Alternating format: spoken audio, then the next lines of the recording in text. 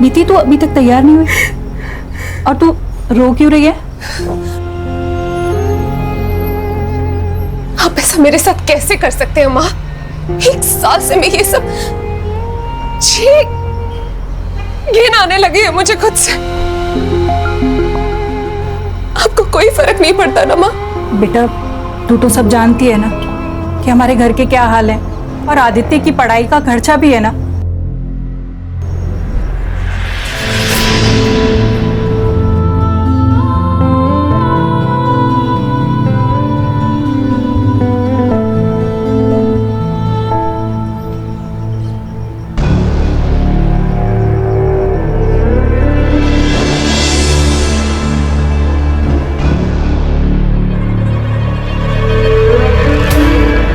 Extra पैसे कमाओगी?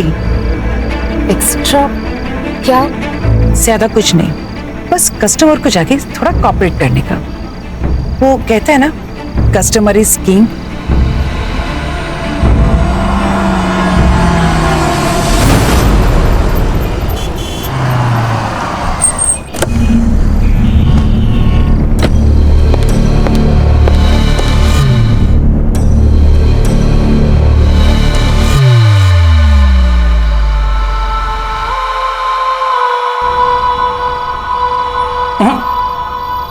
तुम लेटो, बाकी मैं सब कर लूंगा।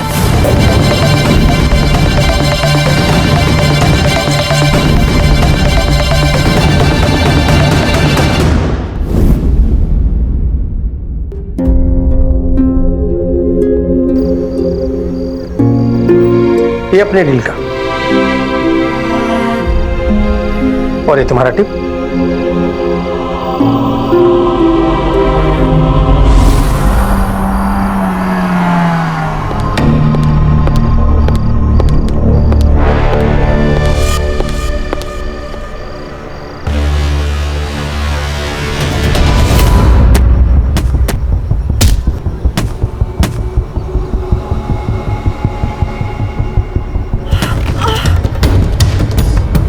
लगी तो नहीं? घबराने की कोई बात नहीं, अभी सब ठीक हो जाएगा। ओह, ये लो।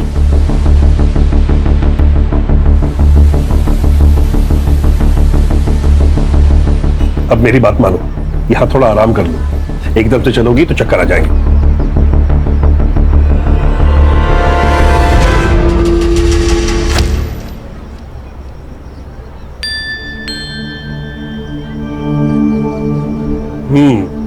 Feeling better? ये क्या कर लिया? ये चोट कैसे लगी तुमको? अच्छा ये बताओ, ये बलवीर सिंह सोढ़ी, इस बुढ़े को तुम कैसे जानती हो? मैं उन्हें नहीं जानती। उनके घर के सामने चोट लगी थी तो उन्होंने मदद कर दी। कोई जरूरत नहीं है उससे मदद लेने की। उस बुढ़े की ना, उसकी नीयत ठीक नहीं है, कह रहा हूं मैं।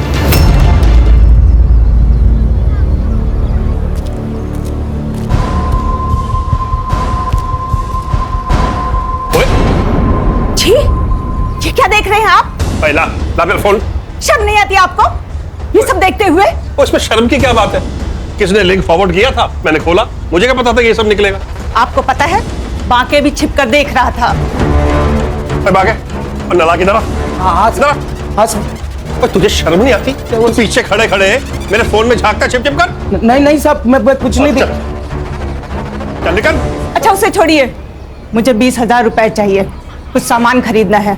अच्छा, सामान लेना है या अपनी पोती के लिए बर्थडे गिफ्ट खरीदना है? आपको तो अपने बेटे पोती से कोई मतलब ही नहीं है। ऐसे एहसान फरामोश औलाद के साथ मुझे कोई लेन देन रखना भी नहीं है। ला मेरा फोन दे, और दे ना।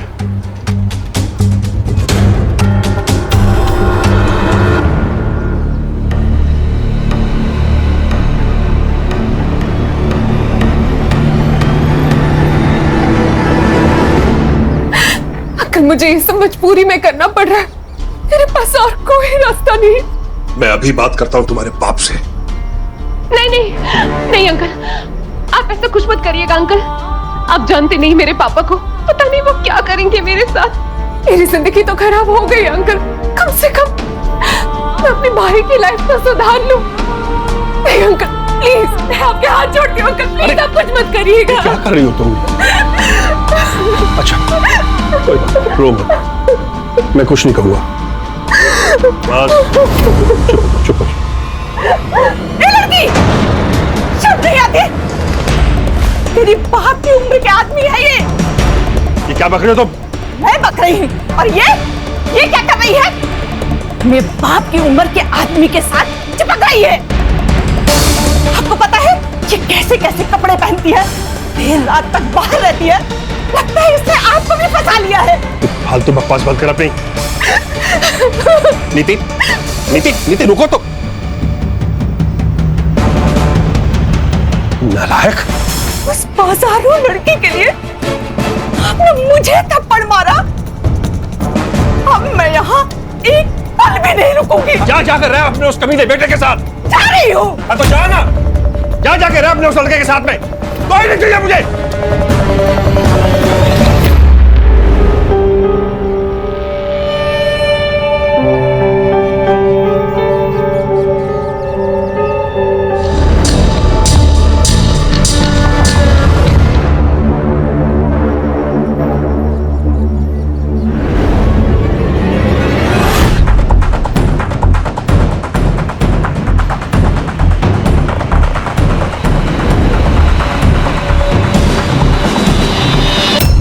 मजे लूट रहा है बूढ़ा।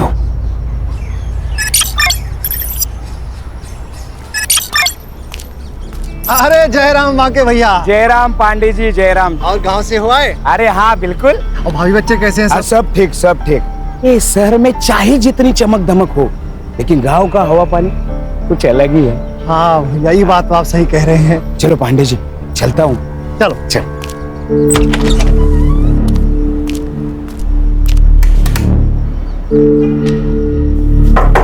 साहब, सोडी साहब, सुबह सुबह पेग लगा के ढेर हो गए लगता है आज।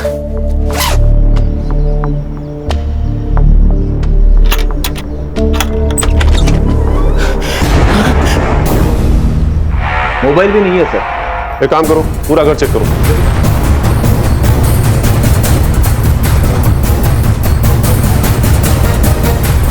सर, मर्डर वेपन जैसा कुछ भी नहीं मिला और ना ही कोई फोन मिला है।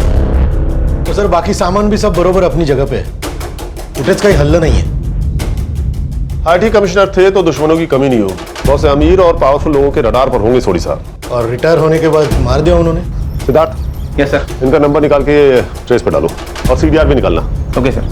और अश्वी, तुम इनकम टैक्स डिपार्टमेंट के इनके पिछले साल के और बाकी सारे कंट्रोवर्शियल केसेस की फाइल पकवाओ।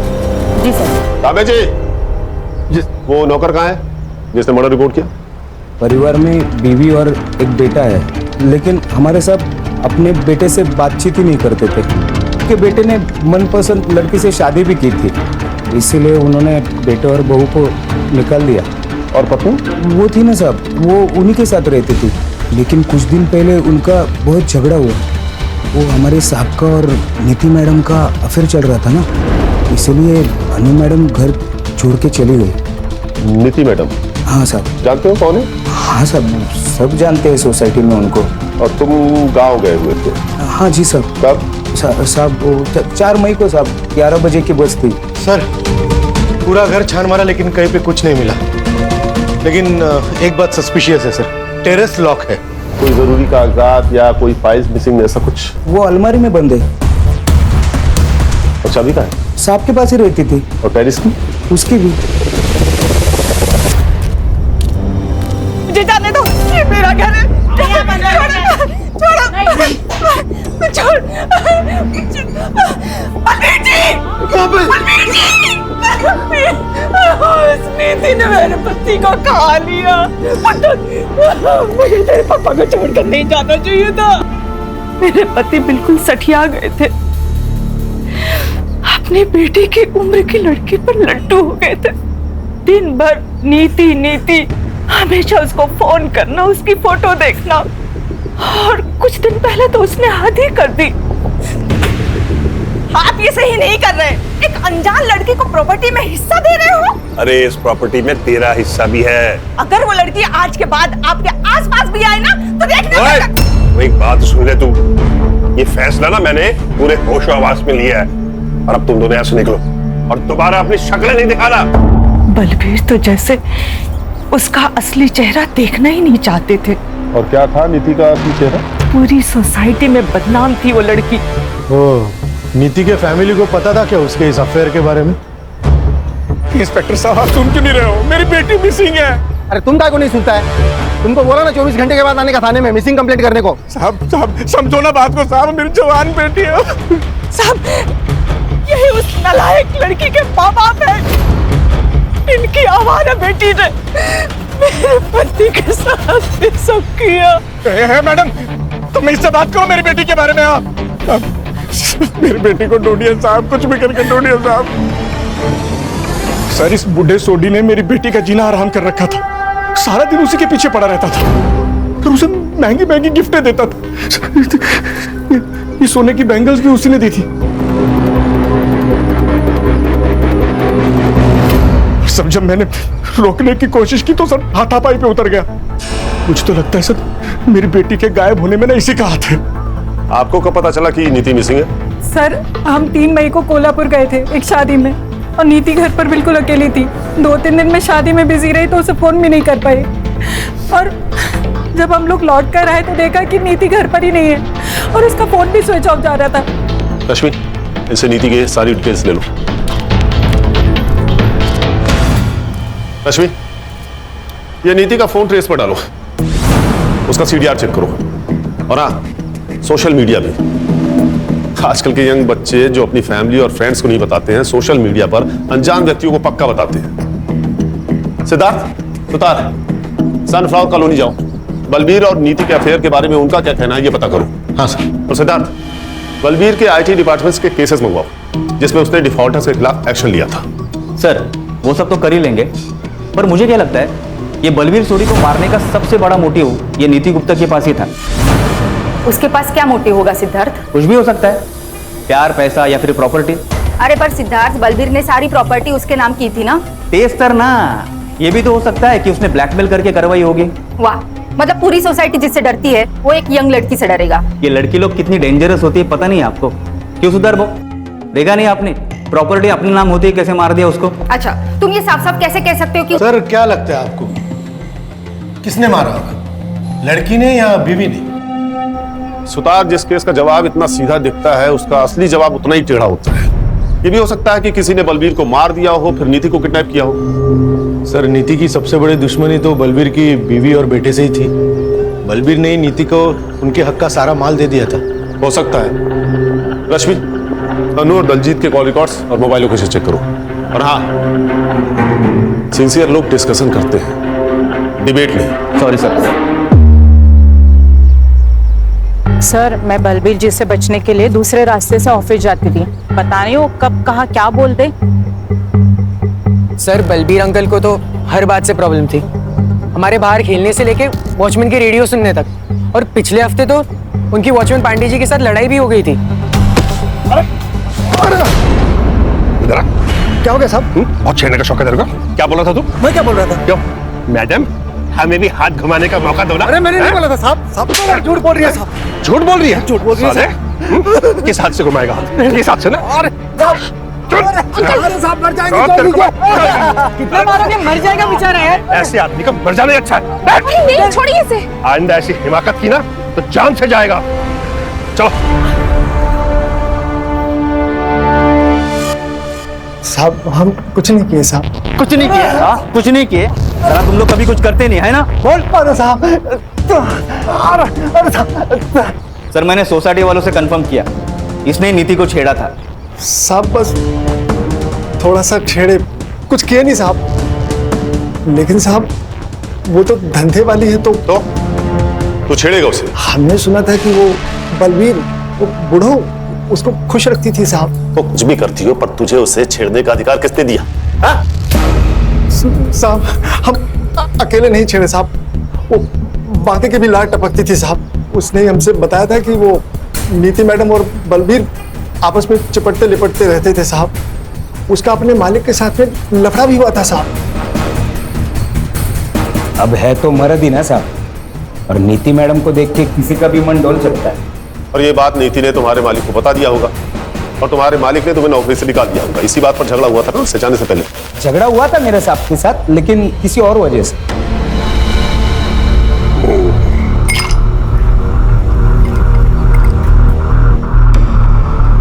साहब आपके लिए कुछ लेके आओ क्या? पहले तो 50,000 रुपए लेके आ जो मैंने तुझे दिए थे। क्या? 6 महीने से दबाए बैठा है तू, भूल गया क्या? हाँ, और आप भी भूल जाओ। आप जैसे खूसट बुड्ढे के पास कौन टिकेगा? मैं अकेला इंसान हूँ जो टिका हुआ है। इतने का तो 50,000 रुपया तो बनता है ना।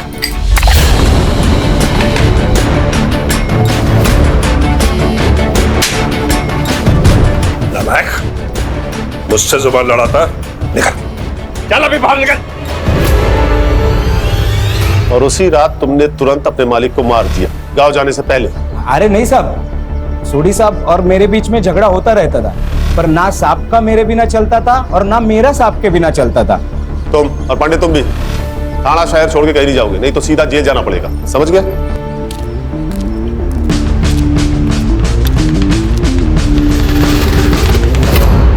सर, बलबीर सोडी ने अपनी जॉब के आखिरी साल में कुछ पावरफुल बिल्डर के खिलाफ एक्शन लिया था। कुछ 200 करोड़ का ब्लैक मनी जब्त किया था। 200 करोड़? 200 करोड़ तो बहुत बड़ा मोटिव है मर्डर करने का। इन बिल्डर्स की डिटेल्स निकालो। Yes sir. और हाँ, इस बाकी की एलिबाई चेक करो, पता करो कि 4 मई की सुबह ही अपने गांव गया था या नहीं, बस से। सर एक और बात है, बलबीर के घर से हमने जो पेपर और सामान जब्त किया था उसमें हमें एक वसीयत मिली है। किससे बनवाई थी? एडवोकेट अरविंद कुलकर्णी। बलबीर सोडी बहुत ही सुलझे हुए और कैरिंग इंसान थे ऑफिसर। और वकील साहब, हमारी जिससे भी बात हुई उन सबका कहना इससे बिल्कुल अलग है। आई एग्री, बलबीर जी को गुस्सा आता था, लेकिन उन बातों पर जिस पर हम सब लोगों को गुस्सा आता है और आना चाहिए। बलबीर जी जस्ट हेटेड रॉन्ग। कभी कभी इम्पल्सिव हो जाते थे और डिसीजंस लेते थे, क्योंकि उन्हें पता था कि वो सही कर रहे हैं, फिर चाहे लोग उनके बारे में कुछ भी सोचे। जैसा उन्होंने उस लड़की को अडॉप्ट किया था। अडॉप्ट किया था? किसे? नीति गुप्ता। नीति, एक बार फिर अच्छे से सोच लो, वो पेरेंट्स है तुम्हारे। पेरेंट्स? जैसा उन्होंने मेरे साथ किया ऐसा तो कोई दुश्मन के साथ भी नहीं करता। I have decided. I want to disown them.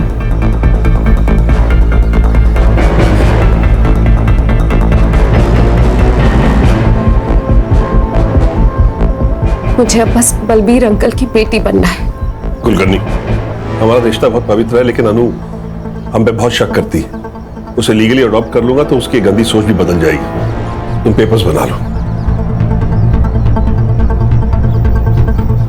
वकील साहब, क्या नीति ने आपको कभी बताया कि उसके पेरेंट्स उसे कैसे परेशान करते हैं? नहीं सर, लेकिन वो बहुत तकलीफ में लग रही थी। मैंने कभी किसी बच्चे को अपने पेरेंट्स से इतनी नफरत करते नहीं देखा। अरे भाई, पीएम रिपोर्ट आई कि नहीं, कोई बताएगा मुझे? आ गई है सर। एक्चुअली मैं वो नीति का सीडीआर निकाल रही थी तो मैं भूल गई, सॉरी सर।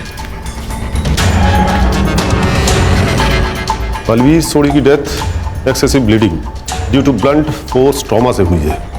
उनका स्कल फ्रैक्चर हुआ है किसी हैवी ऑब्जेक्ट से मारने की वजह से। टाइम ऑफ डेथ 9:30 PM 4 मई। सर उसी दिन सुबह बाकी अपने घर के लिए निकला था, और ये नीति की फैमिली एक दिन पहले कोल्हापुर के लिए। सर मुझे तो लगता है कि ये मर्डर बलबीर की फैमिली ने किया है, और इस एडॉप्शन वाली कहानी के बाद तो सबसे बड़े सस्पेक्ट वही है। वो सब तो ठीक है सिद्धार्थ, लेकिन ये नीति है कहाँ? उसके गायब होने की वजह क्या हो सकती है? सर मैंने उसका सीडीआर चेक किया। उसने लास्ट टाइम अपना फोन 4 मई को शाम के 7 बजे यूज किया था। एक यूएस में अपने भाई आदि से और दूसरी किसी शीला से। दोस्त नहीं है, एक्चुअली शीला उसकी पिंप है। शीला पिंप थी? मतलब नीति प्रोस्टिट्यूट? हाँ शायद। एक मिनट सर। हाँ बोला, क्या बदबू? अरे लेकिन वहां से हमने बॉडी उठवाई है मैडम, वो स्मेल कहीं और जगह से आ रही होगी। अच्छा हम चेक करते हैं। सर वो कॉलोनी वालों का फोन था, उनका कहना है कि बलबीर के घर से अभी भी बदबू आ रही है। बदबू? हाँ, चलो देखते हैं। चलो मोरे, चलो लोग।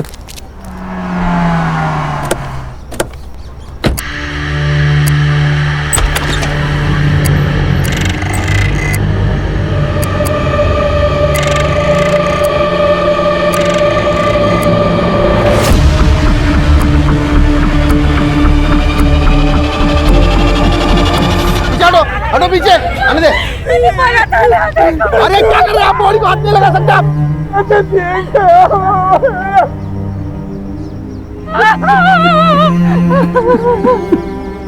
ऊपर जो इम्प्रिंट मिली है उसे साफ करने की कोशिश की गई है।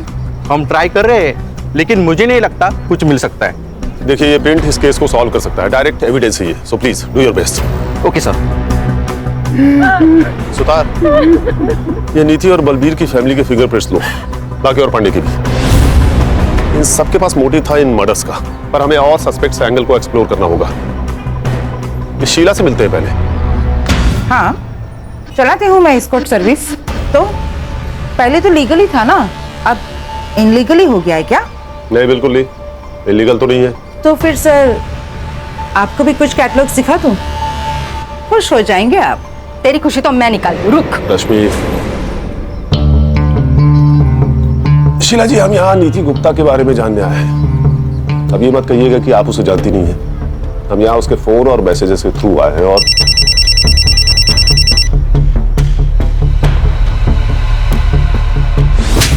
ध्यान दे, सर बात कर रहे हैं ना? ये क्या है सर? बार बार मुझे क्यों धमकाया जा रहा है? अगर किसी के फोन पे मेरा नंबर मिल रहा है तो इसका मतलब ये नहीं कि मैं किसी को जानती हूँ। अगर जानती नहीं थी तो क्या रही थी उसके साथ रॉयल इन होटल के लॉबी में?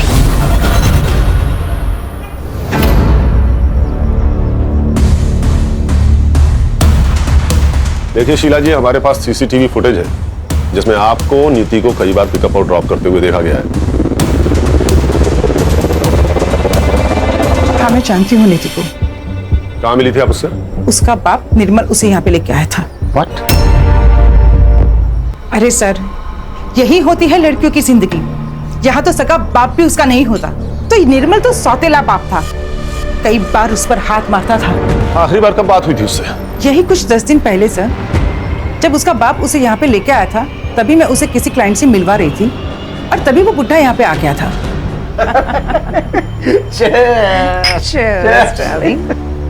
All the best, baby. अदला, और तुझे तो तेरा आज मैंने यही मर्डर कर देना है। तो तू कैसा बाप है? बाप के नाम पे कलंक है तू। कौन है तू और अंदर कैसे आया? अभी बताता हूँ। अपने दोस्त कमिश्नर को फोन करता हूँ, सबके सब जेल में सड़ोगे। अरे रिटायर्ड आईटी कमिश्नर है ये, सरफिरा है। अच्छा, जो मेरा पागलपन तू समझ गया। नीति, आओ। अरे निर्मल, क्या नाटक कर रहा है तू? हाँ? बलवीर ने नीति को बचाकर बाप होने का फर्ज निभाया और तूने बाप होकर भी उसे बेचा, उसे धंधा करवाया। और क्या करता मैं? दारू की लत ने मेरा सारा बिजनेस चौपट कर दिया था। ज्योति ने मुझसे शर्त रखी थी कि अगर शादी करेगी तो बेटे को यूएस भेजना पड़ेगा पढ़ने के लिए। तो तूने बेटी को बेचना सही समझा? अरे एक मासूम बेटी को बाप का सहारा देने के बजाय उसे यूज किया तूने। अरे ये तो सौतेला बाप है, लेकिन आप तो सगी मां है ना। सर, हमारे पास और कोई रास्ता नहीं था। और बेटी की हराम की कमाई खाने से अच्छा है कि आप मर जाती। और आपका बेटा, उसे पता है उसकी पढ़ाई के लिए उसकी बहन के साथ? नहीं सर, आदित्य को कुछ भी नहीं पता। उसे कुछ मत बताइएगा। नीति ने हमें सब कुछ सच बताने से मना किया था, वरना वो पढ़ाई नहीं करेगा सर। तो बलबीर और नीति को मारने का प्लान आप दोनों ने साथ मिलकर बनाया था या तूने ये सब अकेले किया था? लॉटरी का टिकट था मेरा, मैं ऐसे कैसे करूं? आप बताइए। रश्मि, इस पे सॉलिड स्टेशन और टॉर्चर के चार्जेस लगवाओ और अरेस्ट करो। ऐसे कैसे सर? ऐसे कैसे कर सकते हैं आप? ना आपके पास विक्टिम है, ना विटनेस है, ना वारंट है। नीति तो पहले ही मर चुकी है, वारंट आपके पास है नहीं, और विटनेस के लिए आपको शीला को अरेस्ट करना पड़ेगा। जब तक आप उसको अरेस्ट करेंगे तब तक मेरा लॉयर जो है वो एंटीसिपेटरी बेल ले चुका होगा। इतनी अकल अगर बिजनेस में लगाई होती ना तो बेटी को बेचना नहीं पड़ता। और ये मत सोचना कि तू बच जाएगा, जेल तो मैं तुझे भेज के ही रहूंगा। रश्मि, इसके खिलाफ फाइल बनाओ। Yes sir.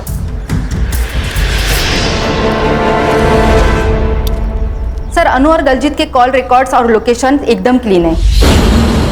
दोनों मर्डर के टाइम घर पे ही थे और मैंने उन बिल्डर का भी फॉलोअप किया, एकदम क्लीन है। कोई सस्पिशियस मनी या कॉल ट्रांजैक्शन नहीं है किसी का। सर, मैंने बस स्टॉप का सीसीटीवी फुटेज चेक किया।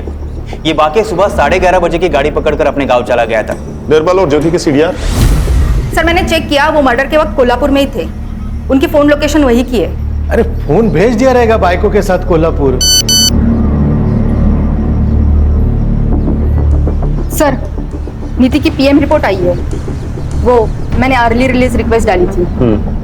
एज पर पीएम रिपोर्ट नीति का मर्डर भी सेम रीजन से हुआ है। उसके सर पर 10-15 बार वार किया गया बिफोर डेथ और 7 बार मरने के बाद। इंसानियत नाम की चीज कोई बची है कि नहीं? सर, फिंगरप्रिंट रिपोर्ट आ गए।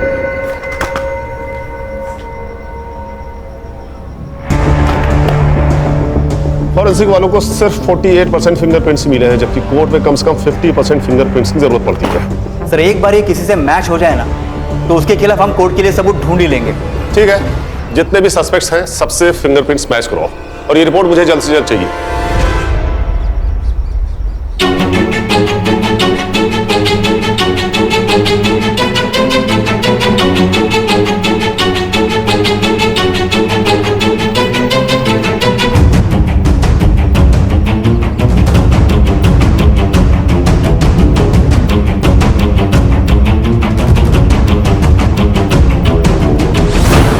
माँ, पापा,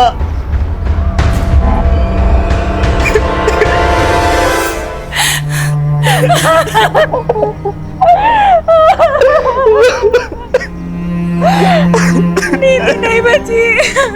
तुम नीति के भाई आदित्य हो ना? हाँ सर, मुझे जैसे ही पता चला मैं यूएस से पहली फ्लाइट पकड़कर सीधा यहाँ आ गया। सर प्लीज उसके कातिल को मत छोड़ना।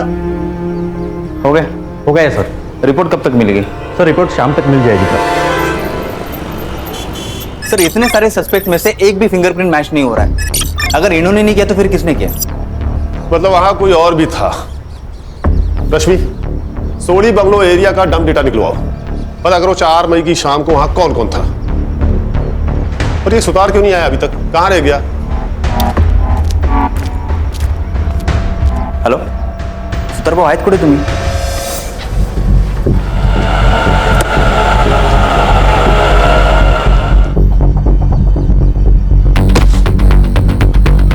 कहाँ जा रहे हो? मैं वापस यूएस। क्यों? मेरे एग्जाम से और दी के बिना यहाँ पढ़ाई में मन नहीं लगता।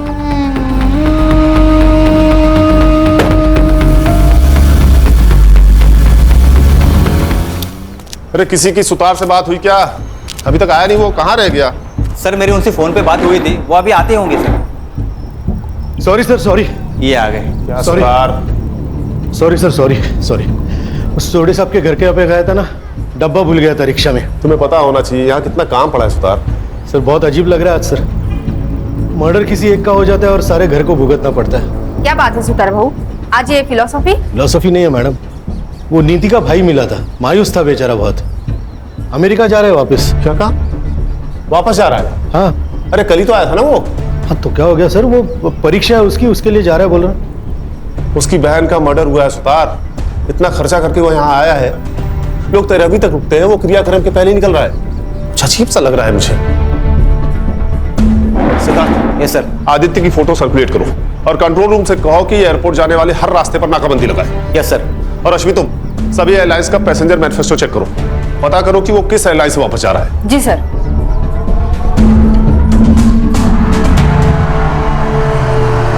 अरे क्या हुआ, गाड़ी वाड़ी क्यों रोकी? नाकाबंदी है सर।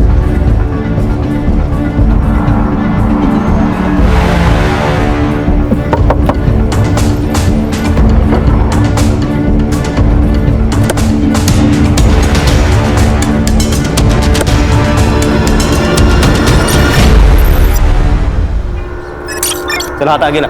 छोड़ो। चल हाथ आगे ला। अरे व्हाट इज दिस नॉनसेंस यार? छोड़ो। सिद्धार्थ बोल। ये लो, कौन से कॉन्स्टिट्यूशन में लिखा है मैं अपने फिंगरप्रिंट्स नहीं दूंगा? I have rights. देखो बेटा, जो ज्यादा राइट करते हैं ना वही सबसे ज्यादा रॉन्ग होते हैं। क्या कहा था तूने? तू 2 दिन पहले आया था, हाँ? तो 3 मई को मुंबई के रॉयल होटल के बाहर क्या कर रहा था तू? ये 3 मई की होटल के बाहर की सीसीटीवी फुटेज है।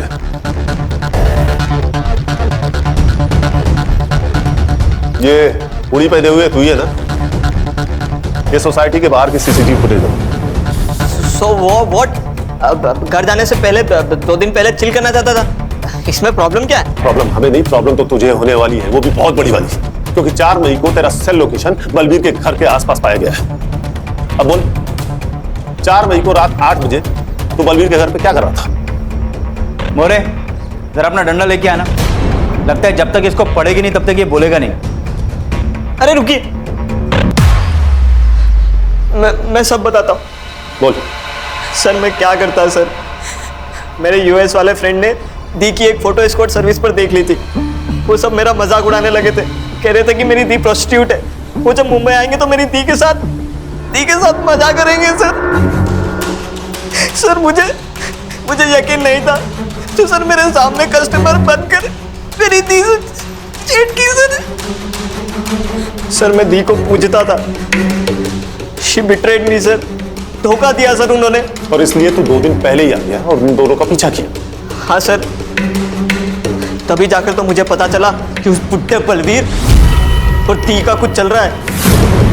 और तुझे लगा कि वो उसका कस्टमर है, इसलिए तूने बलबीर और नीति को मार दिया। मैंने मर्डर नहीं किया सर, मैंने मर्डर का कॉन्ट्रैक्ट दिया था। किसे?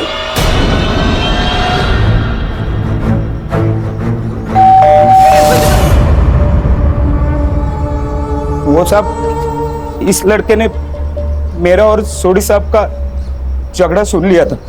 इसी ने लाख रुपया दिया था उन दोनों को मारने का।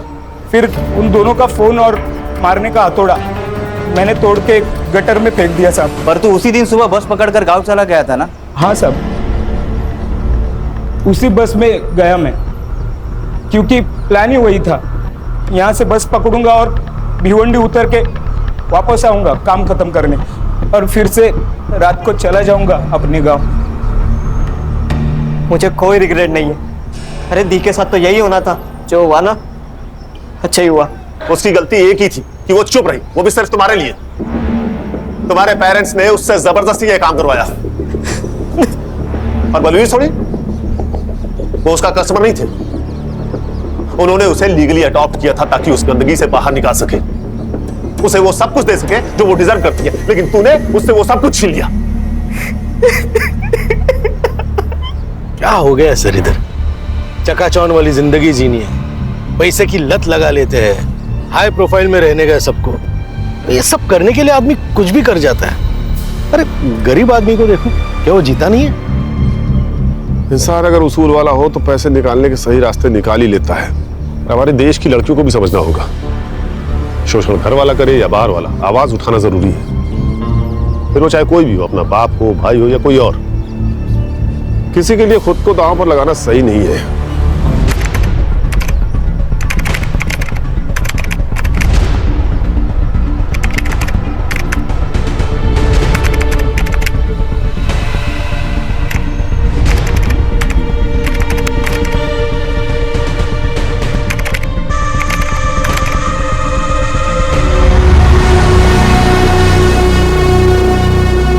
लंबी छुट्टियों के बाद कुछ दिनों पहले ही मैंने ड्यूटी रिज्वाइन की थी।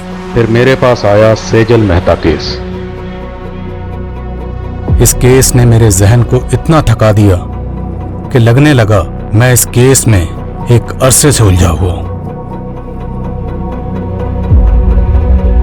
मैं जब भी इस लड़की के बारे में सोचता हूं तो एक अजीब ख्याल मेरे जहन को जकड़ लेता है। पुलिस वाले मृत विक्टिम से कभी मिल तो नहीं पाते, लेकिन फिर भी उन्हें विक्टिम की जिंदगी में उतरना पड़ता है, जिसे एक भूल का नाम दिया गया था।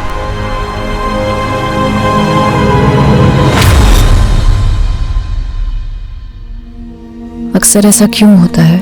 जो लोग दूसरों के हक के लिए लड़ते हैं, किस्मत उनके हक में गलत फैसला सुना देती है। मेरी जिंदगी के कई पन्ने थे, लेकिन हर पन्ने पे 3 शब्द जरूर लिखे होते थे: जोश, जज्बा और जज्बात। Case number 26, Aditya Jain versus Radhika Jain. Your honour, violence का कोई जेंडर नहीं होता है। एक औरत के भी हाथ होते हैं जो कि मर्द पे भी उठ सकते हैं, और एक बीवी भी अपने पति को असॉल्ट कर सकती है। योर ऑनर, मेरे क्लाइंट आदित्य डोमेस्टिक वायलेंस के विक्टिम हैं। जब रिश्ते हिंसा की बलि चढ़ते हैं तब जज्बाती चोट जिस्मानी चोट से ज्यादा दर्द भरी होती है। एंड योर ऑनर, दर्द का भी कोई जेंडर नहीं होता है। और झूठ का भी कोई जेंडर नहीं होता। झूठ को सच बनाने की भूमिका चाहे जितनी भी अच्छी तरीके से कर ली जाए, लेकिन प्रूफ क्या है? योर ऑनर, ये आदित्य की मेडिकल रिपोर्ट्स हैं जिसमें उसकी पुरानी इंजरीज के प्रूफ हैं। योर ऑनर, आदित्य के फ्रेंड्स, नेबर्स हर कोई स्टेटमेंट दे चुका है और सबका यही कहना है कि वायलेंट आदित्य नहीं, राधिका है। योर ऑनर, अगर मेरे क्लाइंट चाहें तो काउंटर केस भी कर सकते हैं, बट हम कोर्ट का टाइम वेस्ट नहीं करना चाहते हैं। इसलिए आई अपील कि इस केस को डिसमिस करके डिवोर्स ग्रांट कर दिया जाए। मुझे बहुत अफसोस के साथ कहना पड़ रहा है कि एक महिला होने के बावजूद भी सेजल जी इस केस को जीतने के लिए बहुत कुछ मैनिपुलेट कर रही है। आप अपनी दलीलें नहीं प्रूव कर पा रहे हैं तो कुछ भी कह रहे हैं, but I believe in justice your honour. Domestic violence act का कई बार गलत तरह से इस्तेमाल हुआ है, सो आई होप इस केस में एक ऐसा वर्डिक्ट आए जो कि सभी डोमेस्टिक वायलेंस एक्ट को वायलेट करने वालों के लिए एक बड़ा सबक हो।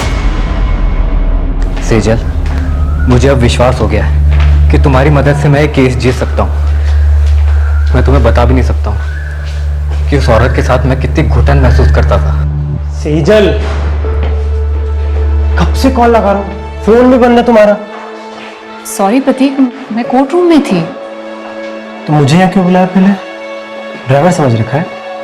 वैसे सही है, तुम्हारा वेट करता रहूँ मैं हमेशा, है ना? सॉरी यार। Aditya, he is Prateek, my fiance.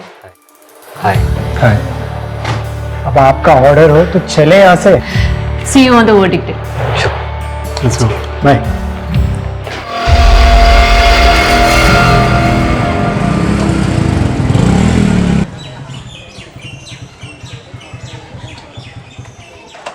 मैंने तुमसे कहा था ना, I was not prepared, और तुम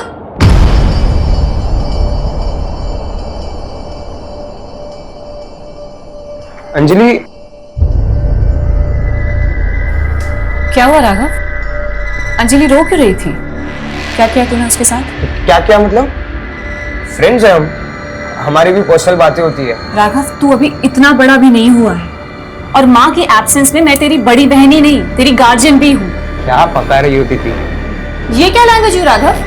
हाँ, रुको, मैं अभी अंजलि से बात करूँ। उससे क्या बात करोगी आप? हाँ, तो एक बात बता, तू इतना डर क्यों रहा है? कहीं तूने उसके साथ कुछ ऐसा वैसा तो? इनफ दीदी, मैं आपको कभी पूछता हूँ क्या कि आप प्रतीक के साथ क्या क्या करती हो? हाँ, मेरी भी पर्सनल लाइफ है, so please don't interfere.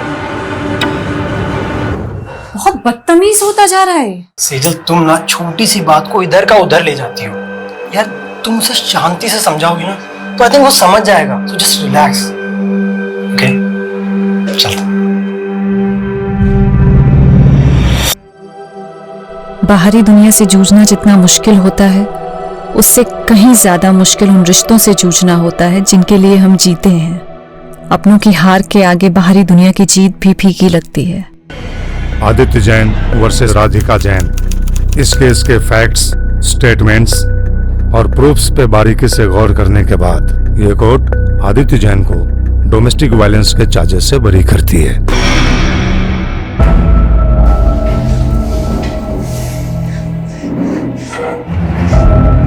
Thank you Sejal,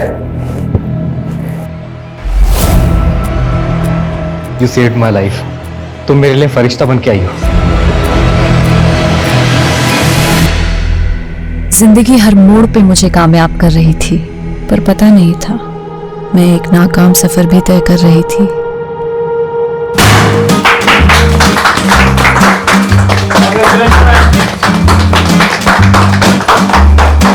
many congratulation Sejal, मुझे पता था तुम ये केस जीत कर रहोगे। जिस डेडिकेशन, सिंसियरिटी और ईमानदारी से तुम काम कर रही हो, it's something to be appreciated. Thank you sir, लेकिन मुझे आपसे बहुत जरूरी बात। आज कोई काम की बात नहीं होगी, it's a celebration time. And listen guys, Sejal की जीत की खुशी में आज मैंने आप सबके लिए डिनर पार्टी अरेंज की है। एंजॉय। तो मुझे लग रहा है बॉस सेजल पे बहुत ज्यादा मेहमान हो रहे हैं। हाई प्रोफाइल केसेस इसके लिए रिजर्व करके रखे। हम तो सिर्फ पेपर वर्क करने के लिए ना।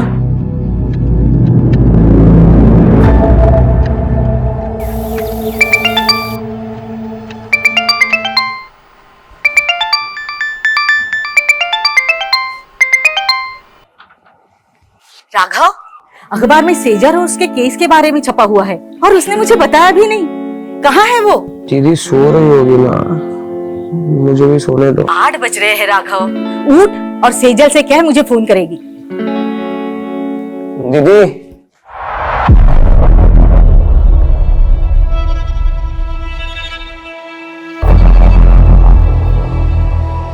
दीदी अंदर हो।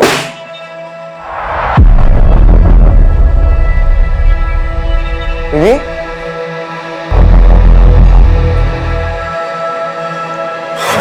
हेलो, कौन? आप कौन बोल रहे हैं? ये मेरी दीदी का नंबर है। आपकी दीदी? वो यहाँ हाईवे पे घायल पड़ी है। क्या? सेजल कुछ बोलती क्यों नहीं? अरे आखिर क्या हुआ है? कुछ बोलेगी भी?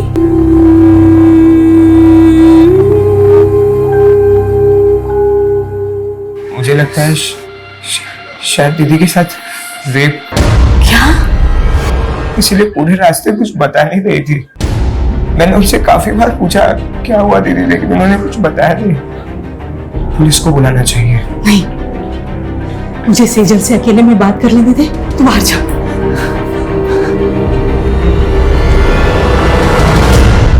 सेजल, मुझे बताना बेटा, क्या तेरे साथ किसी ने जबरदस्ती की? सेजल ठीक तो है ना? मुझे लगता है कुछ तो हुआ है जो तुम मुझसे छुपा रहे हो। नहीं प्रतीक, ऐसा कुछ नहीं है। अगर सब कुछ ठीक है तो वो मेरा फोन क्यों नहीं उठा रही है? वो दीदी सो रही है, मैं कॉल करवाता हूँ।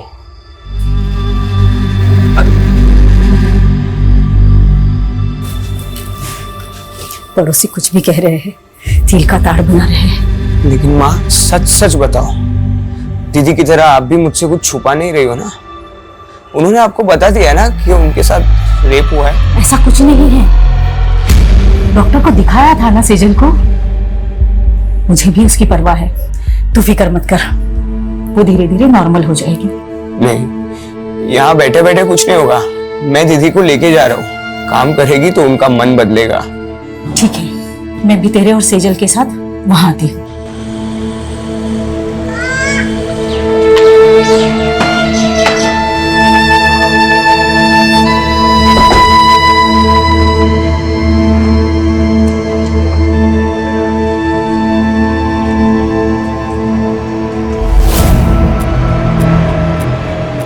क्या देख रही है? चल अंदर।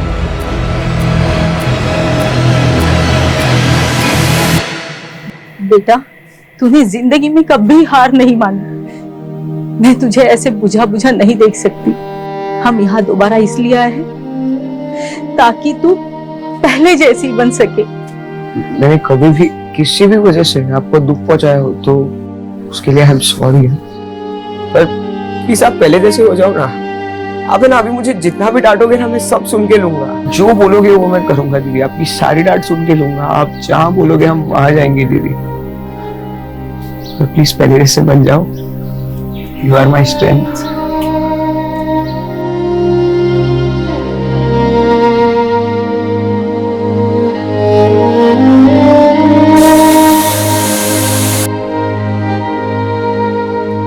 अपने दर्द छिपा के मैं पहली बार एक झूठी जिंदगी जीने की कोशिश कर रही थी। सच मुझसे नाराज था या मैं सच से नाराज थी? मेरी दलीलें मुझे ही उलझा रही थी, पर अपना फैसला भी अब मुझे ही करना था। राघव, तू पक्का सेजल को लेके मुझसे कुछ छुपा नहीं रहा है ना? मैं भी पनवेल आ रहा हूँ। नहीं प्रतीक, वो हम आ गए हैं, सिर्फ 2 ही दिन हुए हैं। अरे तो सेजल का फोन क्यों बंद है? मेरी बात करो उससे। हाँ देखता हूँ। दीदी,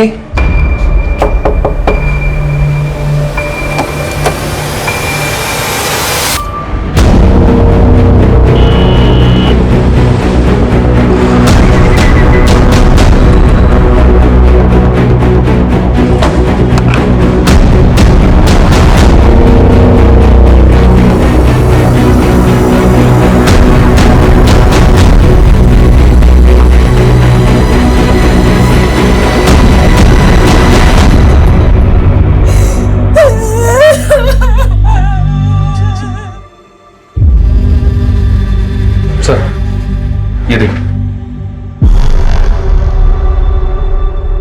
मेरी शिकायत खुद से, अपने आप से। मैं ऊपर वाले को थैंक्स बोलती हूँ जिसने मुझे ये जिंदगी दी, दुनिया के सबसे अच्छे माँ बाप दिए, प्यारा सा भाई दिया। लेकिन मुझे नहीं मालूम था मेरी एक भूल मुझे उनसे इतना दूर कर देगी। मुझसे बहुत बड़ी भूल हो गई जिसकी सजा मैं अपने आप को दे रही हूँ। मुझे हमेशा अफसोस रहेगा कि मैं आपका साथ छोड़कर जा रही हूँ। आपकी सेजल। शहर की एक युवा लॉयर सेजल मेहता की लाश घर में फंदे से लटकी पाई गई। क्या सेजल ने खुदकुशी की या ये एक हत्या है? ये सवाल फिलहाल पूरा शहर पूछ रहा है। प्रारंभिक जांच में अभी तक पुलिस कोई ठोस नतीजे पर पहुंच नहीं पाई है। ये सुसाइड नोट में सेजल ने किसी भूल का जिक्र किया हो। क्या भूल हुई थी? और उसके चेहरे पर चोट के निशान थे। वो चोटें कैसी आई? आप लोग बोलते क्यों नहीं है? ये सब माँ की भूल है सर। कैसी भूल? सर 15 दिन पहले होली की दहन की रात दीदी एक पार्टी में गई थी। वहां उनके साथ कुछ हुआ था सर। पूरी रात घर भी नहीं आई और सुबह। सेजल किसकी पार्टी में गई थी? कहाँ गई थी? अच्छा सुन, मैं तुझसे कल बात करती हूँ। क्यों? आज घर नहीं आने वाली हो? आऊंगी पर शायद थोड़ा लेट हो जाए, एक पार्टी में जा रही हूँ। उन्होंने सिर्फ इतना बताया था कि वो किसी होटल कस्तूरी में गई थी और पूरी रात घर नहीं आई थी। तो क्या ये भूल थी? या फिर आपको ये मालूम होता है कि आपकी बेटी के साथ रेप हुआ है, आपने फिर भी पुलिस में कंप्लेंट नहीं की? उस भूल का जिक्र उसने इस खत में किया? मेरी बेटी का रेप नहीं हुआ था सर। मैंने डॉक्टर से उसका चेकअप भी करवाया था। देखिए, सेजल को बहुत ही बुरी तरह से मारा पीटा गया है। कहीं ऐसी वैसी तो बात नहीं? मेरा मतलब है रेप। ये मैं कंफर्म नहीं बता सकती। अगर आप पहले सेजल को यहाँ पे लेके आए होते तो शायद मैं कुछ कंफर्म बता सकती थी। सेजल के साथ मारपीट किसने की थी? दीदी ने कुछ भी नहीं बोला था सर। वो ट्रॉमा में थी। लेकिन धीरे धीरे वो हमसे घुलने मिलने लगी थी। ऐसे कैसे सुसाइड कर सकती है वो? आप कहना क्या चाहती हैं? क्या कोई बाहर से आया और उसने जबरदस्ती आपकी बेटी को अंदर पंखे पर लटका दिया? सर कुछ समझ नहीं रहा है। मैं कॉलेज गया था और माँ शॉपिंग करने। जब घर आए तो दीदी। माना सेजल ने खुद आप लोगों को कुछ नहीं बताया, पर फिर भी उसकी हालत देखकर आप लोगों को नहीं लगा कि आप लोगों को जानना चाहिए कि पार्टी में उसके साथ क्या हुआ, किसने किया और क्यों किया? जानने की कोशिश की थी सर। बस इतना पता चला कि पार्टी उनके ऑफिस में थी। ऑफिस कहाँ पर है? Jawahar Nagar, JP associates. और सेजल आपको घायल अवस्था में कहाँ मिली थी? MG road. सर यहीं पे मिली थी मुझे दीदी। आसपास तो कोई सीसीटीवी कैमरा नजर नहीं आ रहा है। जादव सुनो, ये आसपास लोगों से पूछताछ करो, पता करो किसी ने कुछ देखा है क्या।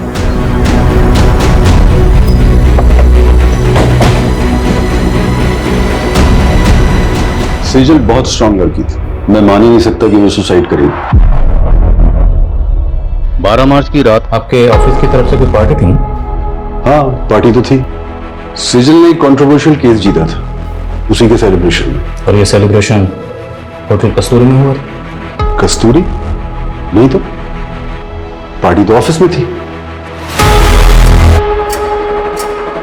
सर, कस्तूरी होटल के बारे में मैं कुछ नहीं जानती।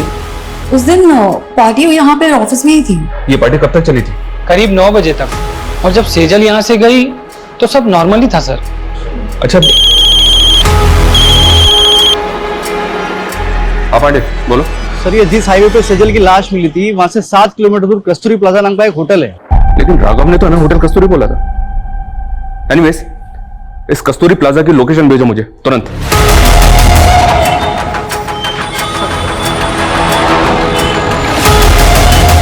नहीं सर, 12 मार्च को यहाँ कोई पार्टी नहीं थी। इस लड़की को आपने यहाँ देखा था? सर यहाँ तो बहुत से लोग आते हैं, मुझे याद नहीं है। पांडे, 12 मार्च को यहाँ पे जितने भी गेस्ट आए थे सबकी लिस्ट चेक करो और यहाँ का सीसीटीवी फुटेज भी चेक करो। चाहे सेजल यहाँ पे आई हो।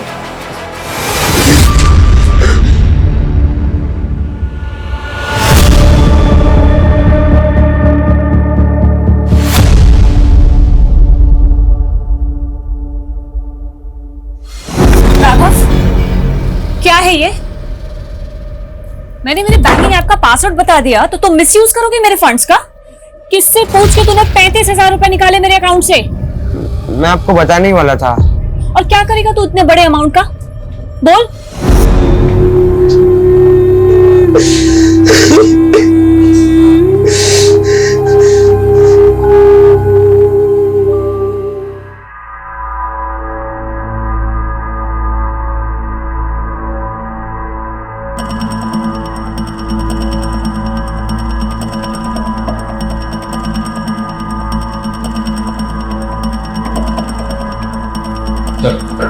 हमने चेक किया, कस्तूरी प्लाजा में 12 मार्च को कोई पार्टी नहीं थी और ऐसा कोई क्लू भी नहीं मिला है जिससे पता चले कि उस रात सेजल वहां थे। सेजल के भाई राघव ने होटल कस्तूरी कहा था और ये कस्तूरी प्लाजा है। लेकिन सर होटल कस्तूरी नाम से कोई होटल नहीं है उस एरिया में। पर पार्टी सेजल की ऑफिस में ही थी, ये तो पूरा स्टाफ कह रहा था। 12 मार्च की ऑफिस की फुटेज चेक करके देख रहे हैं सर, शायद कोई क्लू मिले जिससे पता चले कि उस रात सेजल के साथ हुआ क्या था। 12 मार्च के हादसे को फैमिली वजह मान रही है, जबकि हमें सेजल की लाश उसके 15 दिन बाद 27 मार्च को उसके घर पर ही मिली। तो ये फैमिली हमें पार्टी और होटल के चक्कर में बेवजह उलझा तो नहीं गई। उनके बयान अटपटे तो है, भाई कह रहा है कि उसका रेप हुआ था, माँ कह रही कि उसका रेप नहीं हुआ था। और ये सुसाइड नोट, इस सुसाइड नोट में सेजल ने किसी भूल का जिक्र किया। जब उनसे पूछा गया कैसी भूल, तो इस बात का उनके पास कोई जवाब नहीं। आपको लग रहा है ये मर्डर भी हो सकता है? मर्डर के एंगल को भी रूल आउट नहीं किया जा सकता। मर्डर या सुसाइड, 12 मार्च से लेकर 27 मार्च तक फैमिली की एक्टिविटी पता करो। 12 मार्च पे फोकस करो और पता करो कि 12 मार्च को सेजल ऑफिस के अलावा और कहां गई थी। 13 मार्च से 24 मार्च के बीच ये फैमिली पनवेल में थी सर। तो पनवेल में अपने खबरियों को एक्टिव करो और पनवेल से लौटने के बाद 24 मार्च से लेकर 27 मार्च के बीच में फैमिली में क्या क्या हुआ सब पता करो। और जिस डॉक्टर ने सेजल को एग्जामिन किया था उससे मिलना पड़ेगा, और जिस लड़के से सेजल की मंगनी हुई थी उसे ही पूछताछ के लिए बुलाओ। मैंने 14 मार्च को सेजल का चेकअप किया था। उसके घाव 2-3 दिन पुराने थे। 6-7 जगह तो ब्लड क्लॉट्स हुए थे। ऐसा लग रहा था मानी जैसे कुछ बेल्ट की चीजें से मारा गया है। सेजल का रेप हुआ था नहीं? मैं इसको लेके श्योर नहीं हूँ। इनफैक्ट मैंने सेजल के मॉम को भी बोला था। आपकी सेजल से कुछ बात हुई थी? उसने आपको कुछ बताया कि उसके साथ ये सब कैसे हुआ? मैंने सेजल को बहुत पूछा पर उसने कुछ बताया नहीं।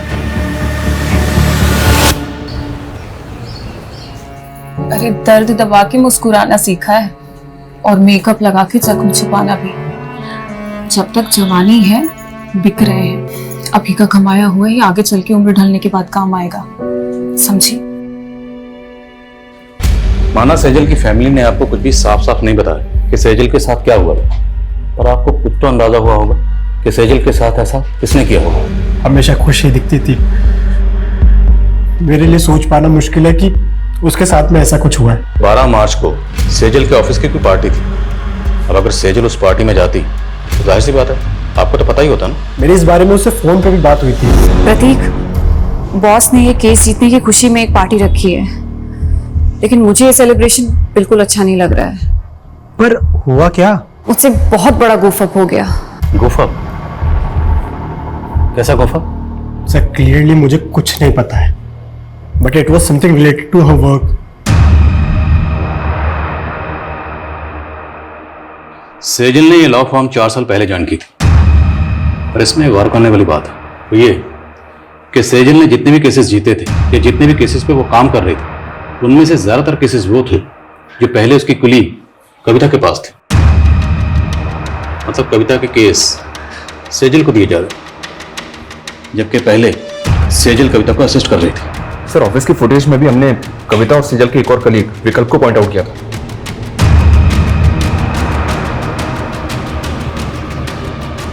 ये देखिए सर, सेजल ऑफिस से आखिरी बार कविता और विकल्प के साथ जाती हुई दिख रही। सर सेजल के 12 मार्च के सीडीआर के अकॉर्डिंग उसकी आखिरी 2 फोन कॉल्स भी जानने जैसी हैं। सेजल ने रात को 8 बजे आदित्य जैन को कॉल किया था और फिर ठीक उसके बाद राधिका जैन ने सेजल को कॉल किया। आदित्य जैन सेजल का क्लाइंट था और राधिका आदित्य की बीवी।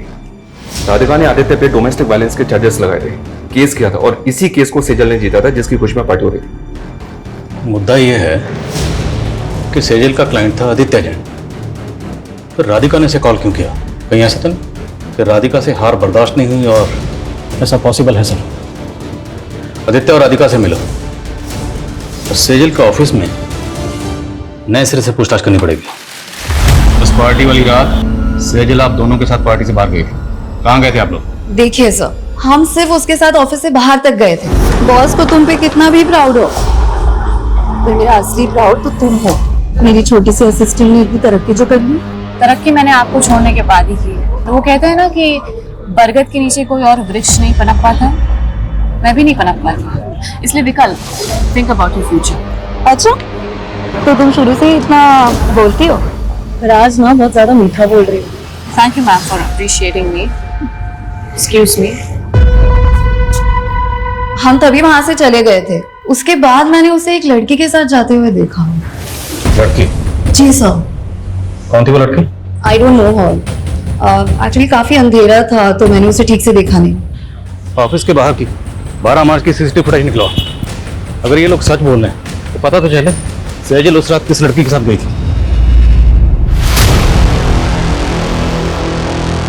मैंने तुम्हें रोका था, लेकिन तुमने मेरी बात नहीं मानी और अब तुम्हारी वजह से अब मैं प्रेग्नेंट हूँ।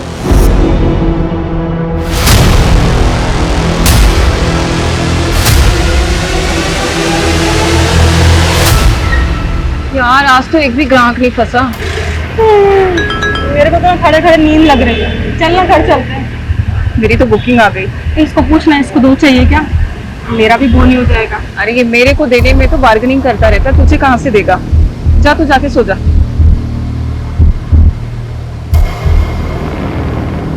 आदित्य से केस हार गई थी, वो भी सेजल की वजह से। तो फिर 12 मार्च की रात को आपने सेजल को किस इरादे से कॉल किया? नहीं सर, मैंने उसे कॉल नहीं किया था। मैंने उसके 5-6 मिस्ड कॉल देखे, तब जाकर मैंने उसे कॉल बैक किया था। तो बात क्या हुई थी आपकी उसके साथ? सेजल को गिल्ट हो रहा था। गिल्ट? अब क्या है सेजल? सॉरी राधिका, जिंदगी में पहली बार मैंने एक गलत इंसान का केस ले लिया। कहना क्या चाहती हो तुम? मुझे आदित्य की सच्चाई पता चल गई है। आई नो, आदित्य नहीं बल्कि तुम डोमेस्टिक वायलेंस का शिकार हुई हो। मैं खुद सेजल की बात सुनकर हैरान थी सर। ऊपर से वो बोल रही थी कि वो मेरे लिए आदित्य के खिलाफ लड़ेगी। हाँ बोलो सर। ये आदित्य के घर पे तो ताला है और मैंने पता किया ये 12 मार्च से ही गायब है और काफी दिनों से इसका फोन भी बंद आ रहा है। आदित्य का 12 मार्च से गायब होना और आदित्य की वाइफ राधिका का यह कहना कि सेजल को उसके लिए गिल्ट हो रहा था, मामला कुछ समझ में नहीं आ रहा। इस गिल्ट को क्या हम सुसाइड नोट में लिखी भूल से कनेक्ट कर सकते हैं? तो फिर सवाल यह है कि इस केस को जीतने के बाद 12 मार्च को जो पार्टी दी गई, सेजल उसमें शामिल थी। सेजल उस पार्टी में क्यों गई? राधिका की बात पर हम ऐसे ही यकीन नहीं कर सकते, हमें खुद क्रॉस चेक करना होगा। Right sir. जिस औरत पर अपने पति को टॉर्चर करने का आरोप हो, वो सेजल से बदला लेने के लिए उसको भी तो टॉर्चर करवा सकती है। तो फिर आदित्य क्यों गायब है? सर शायद उसको भी राधिका नहीं गायब करवाओ, वो उसका राज जानता था। अब इस राज से पर्दा तभी उठ सकता है जब हमें पता हो कि आदित्य क्यों गायब हुआ और कैसे गायब हुआ। आदित्य की बैकग्राउंड खंगाल, और मुझे लगता है कि हमें इस बारे में सेजल के बॉस से बात करनी चाहिए। सर हमें सर सेजल की पोस्टमार्टम रिपोर्ट। पोस्टमार्टम रिपोर्ट के मुताबिक कॉज ऑफ डेथ स्ट्रैंगुलेशन, मतलब मौत दम घुटने से।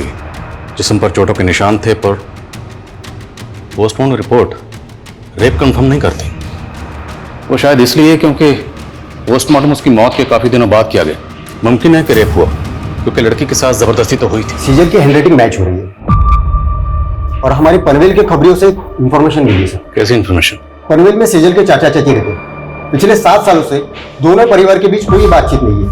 दरअसल सेजल के पापा की दुकान थी जो सेजल के चाचा ने हड़प ली थी। शैलेंद्र, मेरे पति के गुजरते ही तूने अपने रंग दिखाने शुरू कर दिए। पहले उनका बैंक अकाउंट फ्रीज करवा दिया और अब उनकी दुकान हड़प ली। अरे मैं अपने बच्चों की देखभाल कैसे करूंगी? मैं हूं ना, खर्चा उठा लूंगा तुम सबका। वो दुकान मेरे पापा की थी चाचा जी। आप वहाँ सिर्फ नौकरी करते थे और ऐसे कह रहे जैसे हम पे एहसान कर रहे हैं। बस सेजल, भाभी समझाओ इसको। भैया के बाद कोई नहीं है मेरे अलावा तुमको पालने वाला। पाला मेरे पापा ने है आपको चाचा, अपनी दुकान में काम देके, और आप हमें पालोगे। जबान को लगाम दो इसकी, नहीं तो हाथ पैर जबान सब काट के रख दूंगा। और भूता है ना तो आके हासिल कर लेना वो दुकान। शैलेंद्र ने हमें सताया तो बहुत था सर, और शैलेंद्र के उस थप्पड़ ने सेजल के अंदर बहुत बड़ा परिवर्तन ला दिया था। कैसा परिवर्तन? लॉ पढ़ रही थी सर। उन्होंने ठान लिया था कि चाचा से हमारा हक लेकर रहेगी। दिन रात उन्होंने पढ़ाई की। और उसके साथ साथ पार्ट टाइम जॉब भी करती थी। चाचा के खिलाफ केस की पैरवी उन्होंने खुद की थी सर। उसने अपने जीवन की हर लड़ाई जीती थी सर। समझ में नहीं आता खुद से कैसे हार गई। क्या लगता है आप लोगों को, क्या शैलेंद्र सेजल के साथ ऐसी ज्यादती कर सकता है? सर, आप 7 साल पुरानी बातें कुरेद रहे हैं और इन बातों को हम कब का भूल चुके हैं। हमने हमेशा सेजल और राघव को अपने बच्चों की तरह माना था। विश्वासघात उन्होंने किया। उस दुकान पर इनका भी बराबर का हक था, लेकिन सेजल ने चालाकी से। छोड़ना अभी सब बातें, कहिए और कुछ है जो आप पूछना चाहते हैं? 12 मार्च को किधर थे आप? यही पनवेल में। पनवेल में कहाँ पे? अपने घर पर ही था। आई डोंट बिलीव राधिका सच बोल रही। राधिका अपने हस्बैंड आदित्य को टॉर्चर करती थी and it's proven in the court. अगर सेजल को केस जीतने के बाद ऐसा कुछ लगता तो सबसे पहले वो मुझे बताती। सेजल के मंगेतर ने बताया कि वो काफी दिनों से परेशान थी और जब उसने बार बार पूछा सेजल को कि किस बात को लेकर परेशान है तो सेजल ने बताया कि उससे काम में गुफा हो। अब जैसे कि आपने कहा कि सेजल सबसे पहले अगर कुछ होता तो आपको बताती, तो अगर इस गुफा का ताल्लुक राधिका के केस से नहीं है तो फिर किस बात से जिसको लेकर सेजल परेशान थी? ऐसा कुछ नहीं था और आप ये बेकार के सवाल करके अपना टाइम वेस्ट कर रहे हैं। सर, मैंने आदित्य के कुछ रिलेटिव से बात की, लेकिन किसी को नहीं पता कि आदित्य इस वक्त कहाँ पे। आदित्य मोती नगर की कंपनी में मैनेजिंग डायरेक्टर था। वहां इंक्वायरी करो, शायद कुछ पता चले। सर, इसमें 12 मार्च की सेजल के ऑफिस की बाहर की फुटेज है। सर, इसमें इस लड़की के साथ बाहर जाते हुए दिख रही है। कौन है ये लड़की?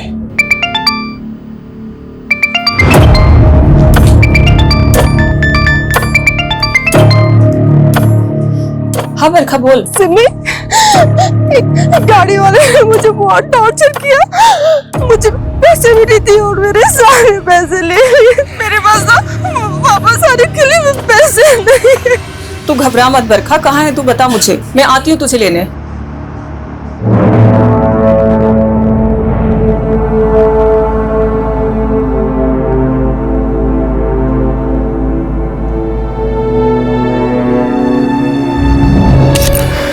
प्रॉब्लम क्या है तेरी?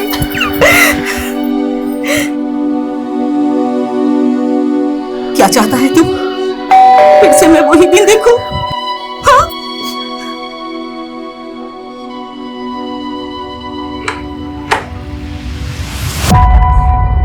ऐसा करने से पहले तुमने एक बार भी अपनी माँ के बारे में नहीं सोचा? कहीं वजह तुम्हारी दोस्त अंजलि से तो नहीं जुड़ी? हाँ?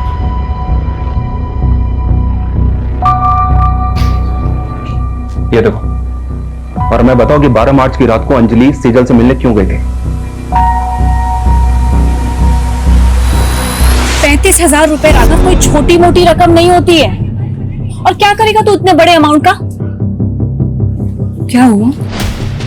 सच सच बता, बात क्या है? दीदी, अंजलि प्रेग्नेंट है।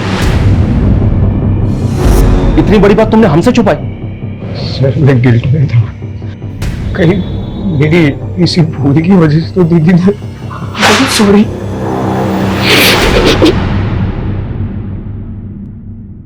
कोई प्रेग्नेंट नहीं थी तुम, ये सब ड्रामा है ना? प्रेग्नेंट हो तुम? कोई प्रूफ है? तुम दोनों ने मेरे भाई को बेवकूफ बनाया सिर्फ पैसे हटने के लिए। अब देखना, ऐसे चार्ज में तुम लोगों को अंदर करवाऊंगी ना कि कभी भूलोगे नहीं। 12 मार्च को सेजल को लेकर कहाँ गई थी? मैं तो बस माफी मांगने गई थी उनसे। तुम यहाँ क्या कर रही हो? मुझे माफ कर दो दीदी, प्लीज मेरे खिलाफ कोई केस मत फाइल करना। तुमने गुनाह किया है तो सजा तो तुम्हें दिलवा के रहूंगी मैं। नहीं दीदी प्लीज। वो वहाँ से चली गई थी, कहाँ गई वो मुझे नहीं मालूम है। तो हम मालूम कर लेंगे। जरा इन दोनों को मालूम पर घुमाओ। जी सर। माना तुमने हमसे पहले अंजलि की बात छुपाई, पर हमें अभी तक किसी भी होटल कस्तूरी का पता नहीं चला है। दीदी ने मुझे यही बोला था कि वो उस रात होटल कस्तूरी जा रही थी। अगर होटल कस्तूरी वाकई है तो कहीं तो होगा। हर छोटे मोटे होटल की लिस्टिंग करो और ढूंढो होटल कस्तूरी को। और सेजल अपने भाई राघव को एमजी रोड पर मिली थी। एमजी रोड से लेकर सेजल के ऑफिस तक जहां जहां सीसीटीवी है सबकी फुटेज निकलाओ, फुटेज स्कैन करो। सर, ये आदित्य जिस कंपनी में एमडी था वहां से अचानक से रिजाइन करके चला गया। ऑफिस में इंक्वायरी की तो पता चला कि ये वहां पे काम करने वाली लड़कियों को फेवर देने के लिए उनका शारीरिक शोषण किया करता था। ये बात आदित्य के ऑफिस की एक लड़की ने सेजल से कांटेक्ट करके उसे बताई थी। तो पूरे चांसेस हैं कि आदित्य की वाइफ राधिका का बयान सही है कि सेजल उसके खिलाफ एक्शन लेने वाली थी, क्योंकि आदित्य 12 मार्च से ही गायब। आदित्य के ऑफिस से उसके बारे में एक और लीड मिली है सर। शायद ही अपने मामा के घर पहुंच सकता है। उठवा। भागा नहीं था मैंने रिजाइन किया था। तुम 12 मार्च से गायब हो। 12 मार्च मतलब उसी दिन जिस दिन सेजल मैंने कुछ नहीं किया है। मुझे अपने लॉयर से बात करनी है। अपने लॉयर को तो तूने मार दिया, अब किससे बात करेगा? बोल, क्यों मारा सेजल को? देखो, मुझे डराना मत। मुझे क्या लग रहा है तेरे साथ हम यहाँ पर टाइम पास कर रहे हैं? हाँ, रेप और मोलेस्टेशन के चार्जेस लगे हैं तुझे, और तेरे ऑफिस की कई लड़कियों की रिकॉर्डिंग स्टेटमेंट है हमारे पास। बोल अब। मेरे पास प्रूफ्स हैं तुम्हारी असलियत के। मुझे तो खुद पे गुस्सा आ रहा है कि तुम्हारे जैसे सेक्स ऑफेंडर की पैरवी की मैंने। पर थैंक्स सेजल, तुम्हारी वजह से मैंने केस जीत लिया। मैं राधिका के साथ मिलकर काउंटर केस करूंगी तुम्हारे खिलाफ। कल ही वारंट निकल जाएगा तुम्हारा। मैं डरकर भागा जरूर था, लेकिन मैं सच बोल रहा हूँ, मैंने सेजल के साथ कुछ भी नहीं किया है। राइट सर, मैं पता करने की कोशिश कर रहा था।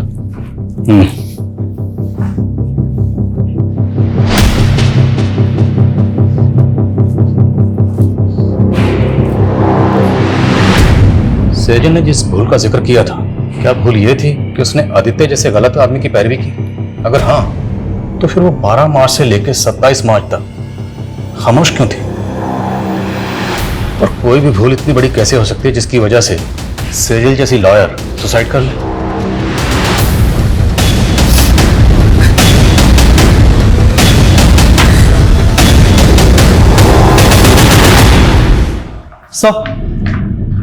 सर सेजल ने 5 मार्च को कोर्ट में पिटीशन फाइल की थी, जिसमें उसने कोर्ट से अपील की थी कि 7 साल पहले उसके पिता की मौत हार्ट अटैक से नहीं बल्कि उनकी हत्या हुई थी।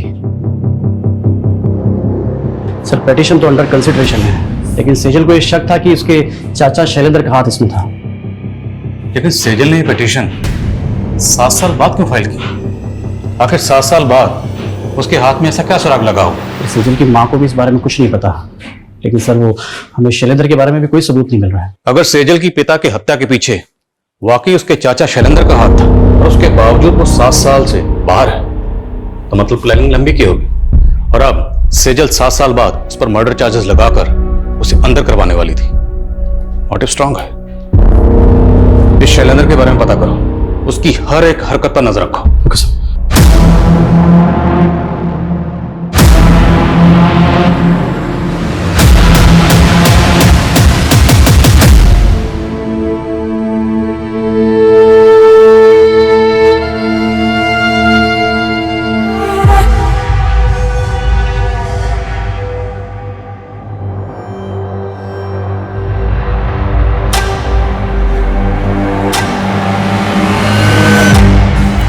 रोज पेट पे लात मारती हूँ मैडम।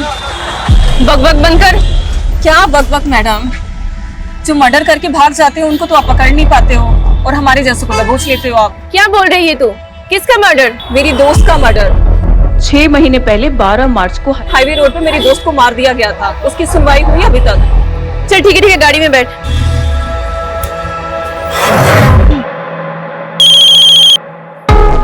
हाँ बोल। सोनू खबरी बोल रहा हूँ साहब। वो आपके हाईवे वाले केस का क्या हुआ? उन्होंने की बोला क्या? अरे साहब वो क्या है ना कि मैंने सुभाष नगर पुलिस को एक चकले का टिप दिया है, और वहाँ पे एक प्रोस्टिट्यूट बोल रही है कि उसकी फ्रेंड का 2 महीने पहले वहाँ पे मर्डर हुआ। मर्डर? हाँ साहब।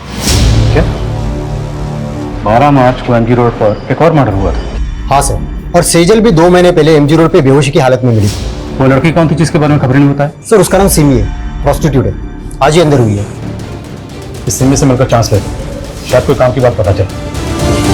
साहब मेरी दोस्त थी बरखा, उसका एक्सीडेंट हुआ था। लेकिन आपने तो पहले कहा था कि मर्डर हुआ था। साहब किसी ने जानबूझकर उसको गाड़ी से उड़ा दिया था। आपको ये कैसे पता कि किसने जानबूझ के उड़ाया था? हाँ बरखा बोल। मेरे पास तो वापस आने के लिए पैसे नहीं। तू घबरा मत बरखा, कहाँ है तू बता मुझे। मैं एमजी रोड पे गाड़ी वाला एक लड़की को फेंक दिया। बरखा मुझे कुछ समझ में नहीं आया और उसके बाद उसका एक्सीडेंट हो गया। बरखा ने आपको उस गाड़ी का नंबर बताया था? नहीं साहब, लेकिन बरखा ने बताया था कि ग्रे कलर की कोई कार थी। आपकी बरखा से बात कब हुई थी? मेरा मतलब तारीख क्या थी? सर 12 मार्च को रात के 2-2:30 बजे के आसपास। 12 मार्च की रात को सेजल जहां पर जख्मी हालत में मिली थी उस जगह पर सीसीटीवी नहीं है, लेकिन वहां से 3 किलोमीटर दूर एक सिग्नल है, वहां पे सीसीटीवी है। और रास्ते में कोई भी राइट या लेफ्ट टर्न नहीं है, सीधा रास्ता है। उस सीसीटीवी की फुटेज स्कैन करो, जितनी भी सफेद रंग की गाड़ियां दिखती हैं सबकी लिस्टिंग करो।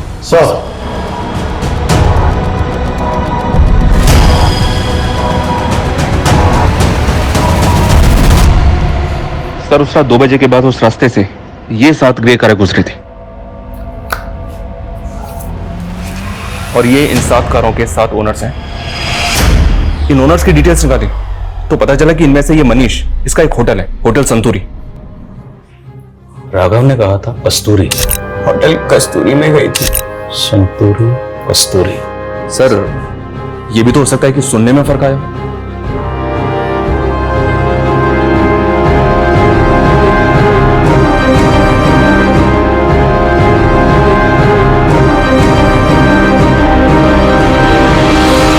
मेरा यकीन कीजिए सर, मेरी सेजल से कोई दुश्मनी नहीं थी। मैं तो बेकार में अपने दोस्त के लफड़े में फंस गया। कौन दोस्त?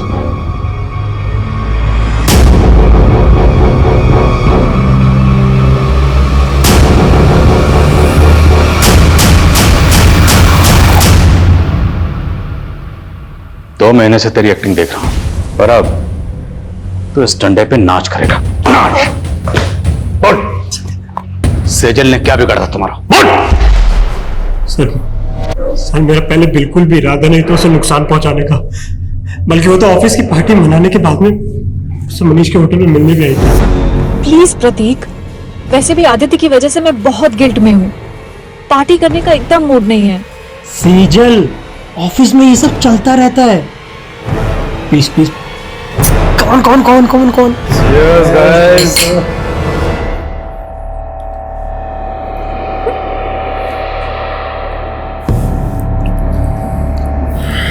सेजल,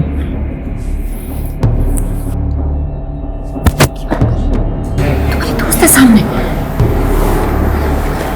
दोस्त पास में नहीं होते तब भी कौन सा तुम वहां पास आने देती हो? तुम ना मेरे स्वाभिमान को बहुत हर्ट करते हो। विशाल,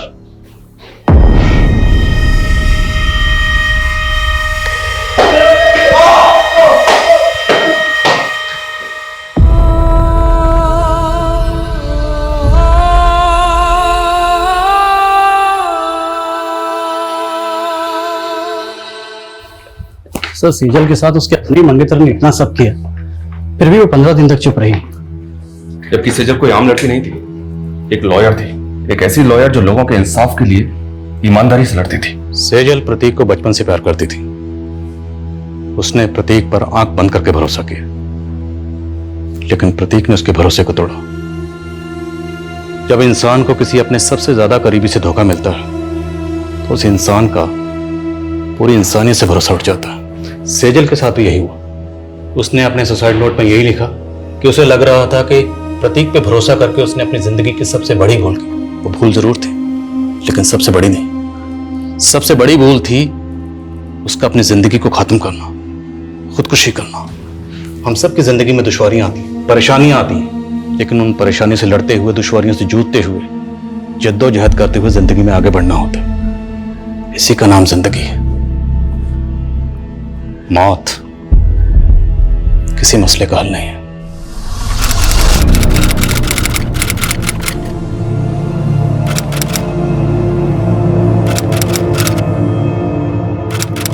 क्राइम पेट्रोल्स के और भी दिलचस्प कहानी देखने के लिए हमारे चैनल को सब्सक्राइब करें और बेल आइकॉन दबाना न भूलें।